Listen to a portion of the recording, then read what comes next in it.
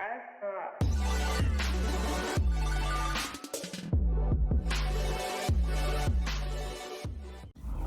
what is going on YouTube? Thanks for tuning into this video. And today I wanted to talk about this Verizon charger that I have here. As you can see, Verizon sells this at their store.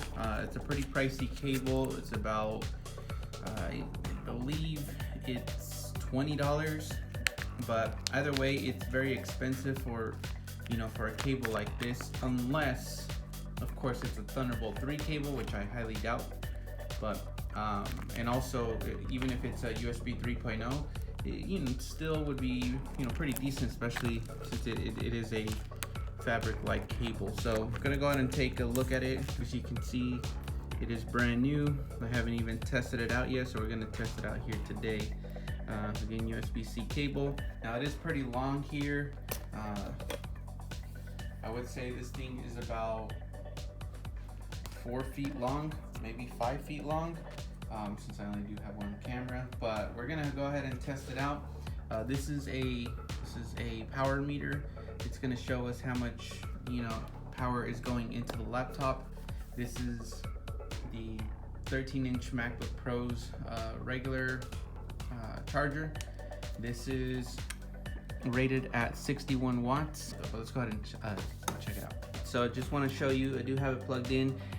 Here's the cable, again with that power meter here, and as you can see right there, right here, it is plugged in. The cable runs up to here. So I just wanted to show you that. I went ahead and discharged the battery on this laptop. As you can see right there, it's asking to plug in the laptop to a charger, so we're gonna go ahead and do that.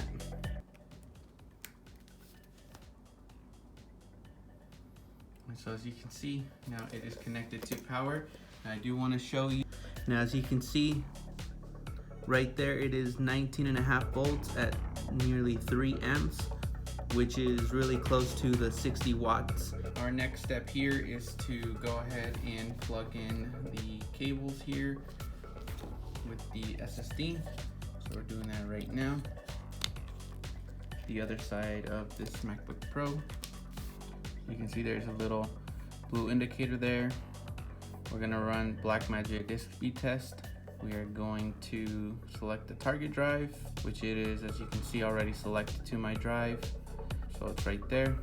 I'm gonna go ahead and hit open and start. And I already know that this is a USB 2.0 cable, unfortunately. So of course Verizon just sells it to charge their devices and transfer some sort of data, but Apple does the same thing. Their white cable that comes with the charger for this laptop, it's USB 2.0 as well too. But yeah, that is something that if you want to look into and consider. I hope this video helped you out.